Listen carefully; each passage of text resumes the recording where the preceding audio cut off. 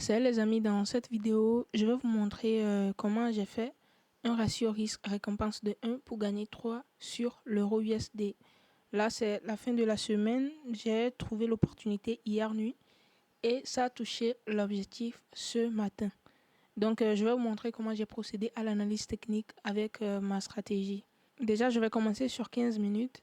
J'ai une manière de travailler aussi qui est encore plus simple.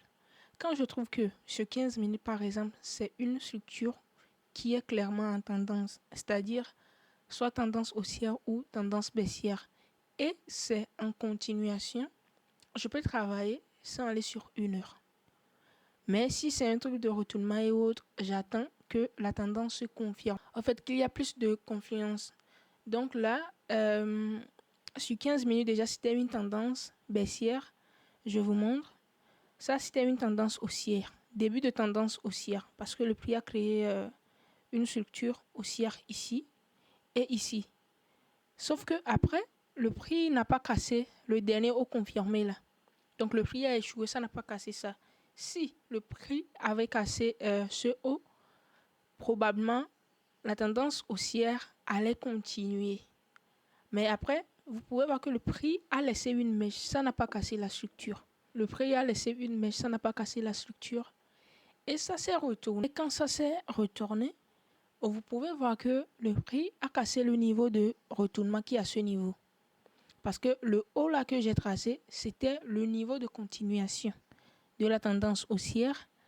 Et le bas là me sert du niveau de retournement de la tendance haussière. Donc ce sont des lignes, mais avant de continuer avec mon analyse, il me faut de confirmation. C'est-à-dire qu'il faut que le prix casse le haut ou le bas. Donc après, le prix a cassé le bas, ce qui montre déjà un début de retournement de la tendance. Mais à ce niveau, je ne vais pas commencer par vendre en même temps. Non, je dois patienter. Et après, qu'est-ce que le prix a fait? Si je zoome, vous pouvez voir que le prix a juste créé une structure baissière. Là, vous pouvez voir le prix a créé un dernier bas confirmé et un haut. Donc là, c'est déjà un mouvement comme ça. Quand le prix a cassé le bas, ça a encore créé une structure baissière. Et l'a cassé ici, a cassé son niveau de continuation, ce qui me montre que maintenant, la tendance est baissière. On est dans une tendance baissière. On est dans une tendance baissière. Qu'est-ce que je vais faire? Je vais juste patienter une zone, tracer ma zone et patienter que le prix touche. Donc là, après, déjà j'avais tracé ma zone ici, parce que là, c'était une structure. Le prix, je le dis toujours, il y a plusieurs zones sur le marché, zone mineure, zone majeure, les zones qu'on peut identifier avec les retracements de Fibonacci, voilà. Mais moi, j'ai décidé, c'est un choix de travailler avec une seule zone à haute probabilité qui est juste la dernière zone qui se trouve à ce niveau, que moi j'appelle une zone d'action, si c'est pour vendre, une zone d'action pour vendre, si c'est pour acheter, une zone d'action pour acheter. Je vois dans d'autres stratégies comme SMC ou ICT, je ne sais pas trop, on l'appelle order block là-bas. Bref, l'essentiel c'est que le prix respecte la zone. Les noms ne sont pas importants. Je me souviens même quand j'utilisais la stratégie de... J'ai commencé par apprendre la stratégie des figures chartistes et même quand j'ai maîtrisé, je ne connaissais pas les noms. Mais je connaissais très bien, je savais très bien comment identifier la figure et de quelle figure il s'agit, si c'est une figure pour acheter ou vendre. Mais je ne connaissais pas les noms. Ce qui est important, c'est que le prix réagit. Donc voilà, c'est une zone pour vendre. Donc, le prix n'était pas venu à ce niveau, mais le prix s'est retourné sur la zone majeure qui se trouve à ce niveau. Eh bien, je sais que probablement le prix peut se retourner là-bas, mais je n'ai pas cherché à vendre, juste parce que ça ne fait pas partie de ma stratégie, ça ne fait pas partie de mon plan. Vous voyez? Donc, j'ai laissé, le prix s'est retourné. Certaines personnes peuvent s'énerver parce que le prix a chuté. Ils n'ont pas profité, mais moi, ça ne me dit rien parce que j'attends juste que le prix fasse ce que je veux. Et après, qu'est-ce qui s'est passé? Le prix a encore créé une autre structure baissière qui se trouve ici, le bas et le haut. Maintenant, cette structure, c'est joli. Moi, je vois ça directement. Je sais que voilà ce à quoi je m'attends. Donc, j'ai tracé le dernier haut confirmé ici.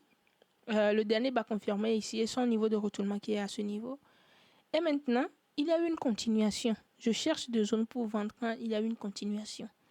Donc là, le prix avait cassé le niveau de continuation, ce qui me montre que probablement, le prix peut remonter, faire un retracement. Mais la tendance baissière peut continuer. Donc, moi, je trace ma zone. J'attends probablement la fin du retracement, puis je vends. S'il y a de confirmation. Donc, j'avais tracé ma zone plus haut ici. Et voilà, le prix s'est retourné avec un retracement. Ça, c'est pas une tendance haussière. Ça, c'est pas une tendance haussière. C'est un retracement de la tendance baissière. Donc, si vous connaissez les détails là, vous savez ce qui est une tendance, ce qui est un retracement, ce qui est une impulsion. Je vous promets que c'est très facile de travailler avec parce que il faut juste comprendre le mouvement, comment le marché évolue pour pouvoir rester tranquille et bien travailler. Donc là, j'ai tracé ma zone. Le prix a touché la zone. Qu'est-ce que j'ai fait? Le prix avait touché la zone ici. Voilà. À ce niveau comme ça. Donc, sur 1 minute, j'ai juste cherché mon entrée sur 1 minute. Parce qu'il me faut, c'est une tendance baissière. Sur 1 minute, c'est une tendance haussière. Donc, là,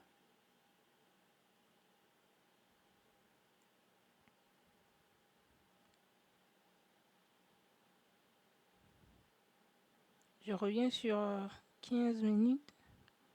Voilà, la zone était comme ça. J'ai réduit ça quand j'ai trouvé que le prix a remonté après dans la nuit.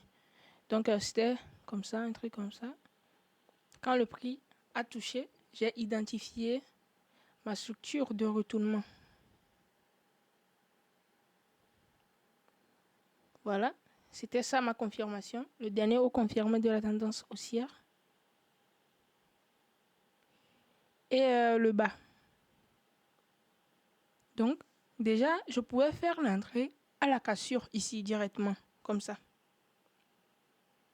Mais si moi je fais une entrée, mon stop loss doit être en haut de ma zone d'action. Je m'explique. Ça doit être en haut de la zone d'action comme ça. Et moi-même, quand je mets le stop loss en haut de la zone d'action, j'aime laisser encore plus d'espace. Plus d'espace comme ça. Sauf que dans ce cas, si je fais l'entrée directement, ça va me donner un grand stop loss. Déjà 25, c'est trop. Et le T-profit aussi sera encore plus bas, ce qui n'est pas bien.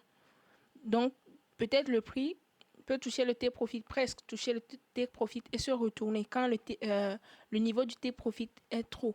Donc, je fais attention à ça aussi. Mon stop loss ne dépasse pas 20. Ça peut être 10, 15, 20, mais ça ne dépasse pas 20. Quand je mesure, ça dépasse 20, je ne prends pas de position. Ça, ce sont mes règles et je respecte ça. Donc, à ce niveau, par exemple, et de plus, je fais ça comme ça parce que quoi? Je mets le stop loss en haut de la zone parce que quoi? Des fois, le prix peut revenir et se retourner ici avant de chuter. La zone est toujours valable. Même si le prix touche la zone comme ça, c'est toujours valable. Le prix peut revenir plus haut et même faire une fausse cassure avant de chuter. Donc, pour éviter ça et avoir la tranquillité d'esprit, moi, je mets complètement mon stop loss en haut. Je suis déjà passé par là. Quand tu serres, le prix peut toucher et après chuter. Ça fait mal. Ça fait très mal, en fait. Donc, pour éviter ça, le mieux, c'est de bien mettre le stop loss. Donc, juste pour ça, j'ai pas fait une entrée. Maintenant, après, j'ai trouvé une zone sur 1 minute.